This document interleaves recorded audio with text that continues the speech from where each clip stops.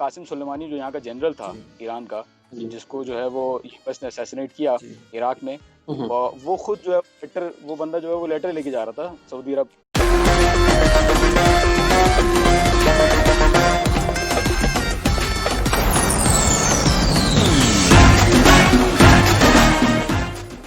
Assalamualaikum. This is Aladita and you are watching your favorite show One Man Show. उम्मीद करता हूँ आप सब ठीक होंगे, मज़े में होंगे। तो जनाब, हमेशा as a Pakistani, as a Muslim, मेरे दिल में एक ख्वाहिश रही है कि जो तमाम मुस्लिम ममालिक हैं ये एक जिस्ते वाहिद की तरह हों। इसमें रहने वाले लोग खुद को एक जिस्म समझें। ये एक होकर ना सिर्फ मुआशरत में, सियासत में, सियाहत में, हर एक मैदान में तमाम दुनिया को एक राह फराहम करें, एक मशल फराहम करें। लेकिन बदकिस्मती से कुछ तनाज़ात की वजह से, कुछ ऐसे हालात व वाक़यात की वजह से मुस्लिम ममालिक एक दूसरे से दूर हो चुके हैं, बल्कि दो टुकड़ों में बोलने तो बढ़ चुके हैं। इनमें से एक अहम तनाज़ा है, वो है सऊदी अरब और ईरान तनाज़ा। इन दोनों ममालिक के दरमियान डिफरेंसेस की वजह से हालात बहुत ख़राब हो चुके हैं और वो टुकड़ों में बढ़ चुके हैं हमारी मुस्लिम उम्मत। इस सब की क्या वजूहात है, इस सब का क्या नतीजा हो सकता है, इन सब का क्या पस मंज़र है, इस सब पर बात करने के लिए आज हमारे साथ मौजूद होंगे ईरान के सरकारी टीवी चैनल से वाबस्ता senior anchor person Mohammad John Hussain. अस्सलाम वालेकुम जॉन, कैसे आप? वालेकुम सलाम, जी ठीक मैं ठाक भी बिल्कुल अल्हम्दुलिल्लाह, आप ठीक हूँ। कैसे हैं? सबसे पहले आपने वक्त निकाला, बहुत शुक्रिया। तो ये बताइए, जो ईरान सऊदी अरब तनाज़ा है, ये किस हद तक मुस्लिम दुनिया में जो इत्तेहाद है उसकी राह में एक रुकावट है? पहले तो बहुत बहुत शुक्रिया, आपने मुझे लिया यहाँ पे। और सवाल आपका अच्छा है कि किस हद तक ईरान और सऊदी जो है वो रुकावट पैदा कर रहे हैं हमारी मुस्लिम दुनिया में। और बेशक यकीनन बहुत बड़ी रुकावट है सऊदी अरब और ईरान का जो इख्तिलाफ है, और ये बहुत असरअंदाज कर रहा है पर्टिकुलरली पाकिस्तानी सोसाइटी को, हमारे हमारे माशरे में। तो सऊदी अरब जो है वो उसने काफ़ी 24,000 मदरसे हैं पाकिस्तान में जो सऊदी अरब ने फाइनेंस किए हुए हैं, और ईयू की पार्लियामेंट ने भी बोला हुआ है, और विकीलीक्स की केबल्स भी आई हैं इस बात पे कि सऊदी अरब ने जो है वो बिलियंस ऑफ पेट्रो डॉलर्स जो है फाइनेंस करने में लगाए हुए हैं। और इस तरीके से, किसी भी तरीके से जो है वो एक नहीं कर पा रहे हम मुसलमान दुनिया को, क्योंकि इसमें सिर्फ सऊदी अरब या ईरान का रोल नहीं है, इसमें बहुत सारी दूसरी ताकतें हैं, जैसे कि यूएस है, इंग्लैंड है, और बाकी ऑर्गेनाइजेशन जो नहीं चाहते कि मुसलमान दुनिया जो है वो एक हो जाए। तो इस वजह से, जैसे कि मैं आपको एग्जांपल दूं, पाकिस्तान की फाइट हुआ था कोलालमपुर समिट में जो कि मलेशिया में हुआ था मुसलमान दुनिया को एक साथ लाने के लिए, और पाकिस्तान को जो है वो बुली कर दिया गया, मना कर दिया गया कि पाकिस्तान जो है वो इस समिट में नहीं जाएगा, कोई बात नहीं करेगा सऊदी अरब की तरफ से। तो काफ़ी शर्मिंदगी की बात तो है कि हम जो है वो अपने आप को नहीं इस चीज़ में आगे लेके जा सकते, और अफसोस की भी बात है, क्योंकि जो है वो देख के काफी। लेकिन क्या वजह है कि ईरान और सऊदी अरब अपने तनाज़ात को मिल बैठ कर हल नहीं कर पा रहे? क्या वजह है इसकी?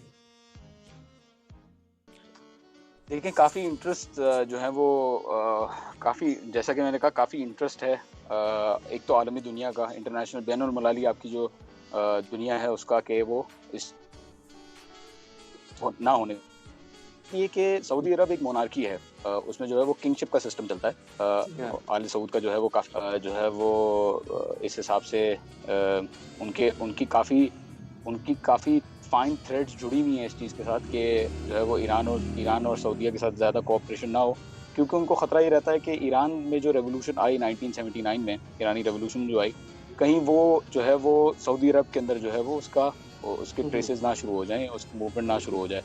तो एक फैक्टर तो ये हो गया। दूसरी बात ये हो गई कि आपका जो खुद सेक्टेरियन डिफरेंसेस तो हैं, नो डाउट, शिया और सुन्नी का मामला है, लेकिन इसको ज़्यादा शिया सुन्नी का मामला बना दिया गया है, क्योंकि फ़र्स्ट ऑफ ऑल ईरान की तरफ से तो जो है वो फतवे आ चुके हैं, काफ़ी ज़्यादा फतवे आ चुके हैं कि सुन्नी को आप जो है वो इंसल्ट नहीं कर सकते। हज़रत बीबी आयशा सलामुल्लाह अलैह और हज़रत उमर, हज़रत अबू बकर, हज़रत उस्मान, इनको आप जो है वो बुरा भला नहीं कह सकते, और मुसलमानों को इत्तेहाद होना चाहिए, मुसलमानों में इत्तेहाद होना चाहिए, और काफ़ी कॉल्स आई हैं ईरान की तरफ से इत्तेहाद की। और लेटर्स भी एक्सचेंज किए गए हैं। जो कासिम सुलेमानी, जो यहाँ का जनरल था जी ईरान का, जी जिसको जो है वो यूएस ने असैसिनेट किया जी इराक में, हम्म, वो खुद जो है लेटर, वो बंदा जो है वो लेटर लेके जा रहा था सऊदी अरब। क्लेम्स ये हैं कि सऊदी अरब के लिए लेटर लेके जा रहा था ओके ईरान की तरफ से, हम्म, ताकि कोई इत्तेहाद की बात बन सके। लेकिन जब जब इत्तेहाद की बात बनती है, जब जब इत्तेहाद करने की कोशिश करते हैं दोनों, तो अमेरिका या आपका जो हम्म, इंग्लैंड है, या जो जितनी सुपर पावर्स हैं, वो इसके बीच में रुकावट डालना शुरू हो जाती हैं ठीक। कई लोग। सर आप ईरान में रहते हैं तो वहाँ के जो आम अवाम है, वहाँ के जो लोकल लीडर्स हैं, सियासतदान है, उनका ईरान के उनका सऊदी अरब के बारे में, उनकी अवाम के बारे में कैसा ख्यालात हैं, क्या सोचते हैं हम उनके बारे में? सऊदी अरब की लीडरशिप के हवाले से तो कोई अच्छे ख्यालात नहीं है यहाँ के लोगों के, हम्म, क्योंकि ऑब्वियसली वो कहते हैं कि सऊदी अरब जो है वो यूएस के जो है ऑयल के ख़रीदने के और वेपन्स की प्रोविजंस की वजह से जो है वो काफ़ी ज़्यादा बुली हो चुका है, और वो जो है वो नहीं आ पा रहा है ईरान के साथ टेबल पे। तो सऊदी अरब की गवर्नमेंट के साथ कोई ज़्यादा अच्छी जो है वो अच्छी राय नहीं है लोगों की यहाँ पे। हम्म, तो लीडरशिप की जहाँ तक बात आई, तो लीडरशिप का जो है इसमें कोई ज़्यादा इनका तो खैर मफाद, ईरान का मफाद ये है कि ईरान के ऊपर क्योंकि सैंक्शंस लगे हुए हैं, तो ये सैंक्शंस हम्म, हटें और मुसलमान दुनिया जो है वो एक साथ आ जाए, और ये लोग जो है किसी तरीके से एक सिस्टम ऐसा बना लेंगे, मुसलमान एक साथ यूनाइटेड हो जाएं। लेकिन Saudi on the other hand obviously इस चीज़ को जो है वो नहीं एक्सेप्ट कर पा रहा खुद से भी। जैसा कि मैंने आपको बताया कि उनके बहुत सारी वजूहत हैं। आले सऊदी जो सऊदी अरब रन कर रही है, उनके अपने हम्म, उनकी क्योंकि किंगशिप है, इसके ऊपर डिपेंड करती है, तो उनकी पॉलिटिकल स्ट्रेंथ इस चीज़ के ऊपर डिपेंड करती है कि वो अपने आप को इस्लाम का रिप्रेजेंटेटिव बनाते हैं, जबकि इस्लाम मोनार्की के खिलाफ है, इस्लाम में बादशाह नहीं है, फिर भी जो है वो इस चीज़ को मजबूती अच्छा, से कायम रखना चाहते तो सर हमें ये बताइए कि किस हद तक ये दोनों ममालिक जो है ये मज़हब कार्ड खेलते हैं, ख़ास तौर पर पाकिस्तान जैसे ममालिक में शिया सुन्नी जैसे जो मामलात हैं उनको चलाते हैं, उनके लिए लॉबी करते हैं।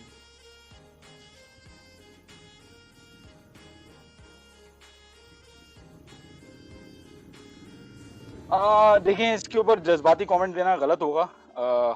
मैं स्पेसिफिकली मैंने जो है वो देखा नहीं है कि कितनी जो है वो सच्चाई है इस चीज़ में कि ईरान जो है वो कोई शिया मदारिस फाइनेंस, मैं तो इनफैक्ट मैं जानता भी नहीं कि कोई शिया मदारिस इतने कोई हैं पाकिस्तान में, जो या शिया प्रोपागेंडा जो है वो चल रहा हो किसी तरीके से इस चीज़ पे कि जो है वो कोई मस्जिदों में कोई बॉम्ब ब्लास्ट हो रहे हो, या सेक्टेरियन किलिंग हो रही हो वहाबियों की या सुन्नियों की। बहरहाल मैं ये भी नहीं समझता कि शायद जो है वो सिपाही साहबा और लश्कर झंवी और ये जो वहाबी आउटफिट्स हैं, ये जो है वो सऊदीया से फाइनेंस है या नहीं है, ये तो अल्लाह ही जानता है कि इसके पीछे किसका आता है। हो सकता है अमेरिका का हो सकता है रॉ का हो। बहरहाल क्लेम इस पे आता है कि पाकिस्तान से जो है वो अ, लोग काफ़ी दाइश की जो आइसिस जो आपकी सीरिया और इराक में जो फंक्शन कर रही थी, उसमें उसमें लड़ने के लिए और उनके खिलाफ लड़ने के लिए दोनों दोनों फ्रंट्स पे जो है वो लोग गए हैं, पाकिस्तान से पार्टिसिपेशन हुई है इस चीज़ की। तो कह नहीं सकते कि कितनी कितनी कितनी जो है वो सऊदीया या ईरान के ऊपर ब्लेम डाला जा सकता है। आप देखें, आप ये चेक करें कि 1970 से पहले पाकिस्तान एक बहुत ही लिबरल सोसाइटी थी, बहुत ही जो है वो बहुत ही ओपन सोसाइटी थी, इन द सेंस कि इतना ज़्यादा स्ट्रॉन्ग इन्फ्लुएंस नहीं था कि लोग किसी के ऊपर जो है वो ओपन फतवे डाल रहे हैं कि ये फलाना काफिर है, या फलाना जो है वो मुशरिक है, या फलाना जो है वो गलत कर रहा है, बिद्दत कर रहा है, ये कर रहा है, वो कर रहा है। ऐसी चीज़ें नहीं थी। लेकिन सऊदी अरब के जो है वो आने के बाद, और सऊदी अरब की हैवी फाइनेंसिंग, तेल जब डिस्कवर हुआ, उसके बाद जब वो अमीर हो गया, उसके बाद काफ़ी सारी जो है वो चेंजेस देखी गई पाकिस्तान के अंदर, और काफ़ी क्लोज कोऑपरेशन भी रही है बिटवीन द गवर्नमेंट्स, पाकिस्तान और सऊदीया में स्पेसिफिकली। ईरान के साथ इतना नहीं रहा, और ईरान के साथ जो है गैस पाइपलाइन का मुआहदा भी एक था जो पाकिस्तान और ईरान करना चाह रहे थे, और गैस पाइपलाइन ईरान की साइड से कंस्ट्रक्ट हो गई है, लेकिन पाकिस्तान को उसकी कंप्लीशन नहीं मिली। क्यों? क्योंकि कैसे कहते हैं कि सऊदी अरब का इन्फ्लुएंस, और ये बहुत बहुत ओपनली डिक्लेयर भी किया हुआ है, पॉलिटिशियन से भी कहा हुआ है, और काफ़ी दफ़ा इजहार भी हुआ है इस चीज़ का। इमरान खान ने खुद जो है वो जब कोलालमपुर समिट से जब नहीं हुआ, तब सऊदी अरब का नाम आया लीडरशिप के हवाले से कि ये लोग जो है वो हमारे जो लेबर काम कर रहे हैं सऊदी अरब में, उनको वापस भेज देंगे। तो पिन पॉइंट करना तो सही नहीं होगा कि काम कर रहे हैं नहीं कर रहे। बहरहाल काफ़ी ज़्यादा चीज़ें ऐसी हैं जो रिवॉल्व कर रही हैं हमें। अच्छा, जो ईरान और सऊदी लीडर हैं ये तनाज़े को किस हद तक अपनी अना का मसला समझते हैं, इसलिए पहल नहीं करते कि अगर मैंने कदम आगे बढ़ाया तो मैं छोटा लगूंगा? काफी ज्यादा कदम देखें ईरान की साइड, क्योंकि मैं जाहिर है ईरान में बैठा हूँ, तो मुझे पता है कि यहाँ पे तो काफी ज्यादा पुश हुआ है इस चीज का कि किसी तरीके से सऊदीया से बात हो, इत्तेहाद हो जाए, क्योंकि ऑब्वियसली उनको तो जरूरत नहीं है, ईरान को जरूरत है, क्योंकि ईरान जो है वो सैंक्शनड है और ईरान चाहता है कि मुसलमान दुनिया जो एक साथ हो जाए। फलस्तीन में जो लड़ाई हो रही है, पैलेस्टाइन में जो जो जो फलस्तीनी अपने हक के लिए खड़े हो रहे हैं, वो तो सारे सुन्नी हैं, फिर भी सबसे ज्यादा सपोर्ट जो है वो ईरान की तरफ से आता है इस चीज पे। और सऊदीया on the other hand US के साथ कोलैबोरेशन इतनी ज्यादा रखता है, तो काफी ज्यादा नेगेटिव जो है वो आउटलुक है सऊदीया का ईरानियों की नजर में। क्यों? वो कहते हैं यार आप जालिम का साथ क्यों दे रहे हो? आप ये कॉलोनियल मास्टर्स जो हैं, जिन्होंने दुनिया के ऊपर कब्जा किया, जो जालिम है, दुनिया के ऊपर जुल्म कर रहे हैं, इनका आप साथ क्यों दे रहे हो? ठीक, तो sir which steps can be taken to close this two countries? करीब ऐसे ला सकते हैं कि सबसे पहले तो पूरी मुस्लिम जितनी भी कंट्रीज हैं उनको डिसाइड करना होगा कि असल एनिमी कौन है। मसला ये है कि असल दुश्मन को हम लोग रिकग्नाइज कर ही नहीं पा रहे। असल दुश्मन आपका अमेरिका, इंग्लैंड, आपकी जो ज़ायनिस्ट लॉबी दुनिया में जो काम कर रही है, रॉकरफेलर्स और रॉथस्चाइल्ड्स और आईएमएफ और वर्ल्ड बैंक के ऊपर जो इतना कंट्रोल है, ये असल दुश्मन है हमारे।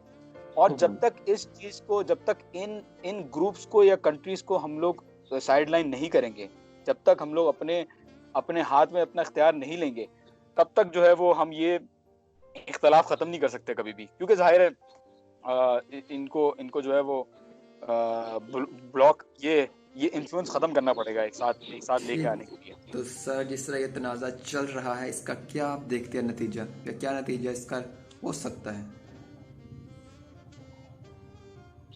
खून खराबा होगा भाई, बहुत ज्यादा खून खराबा होगा, और इसमें तो कोई शक नहीं है। और दुनिया में जो है वो आलमी लेवल पे ब्लॉक्स अभी भी बन चुके हैं।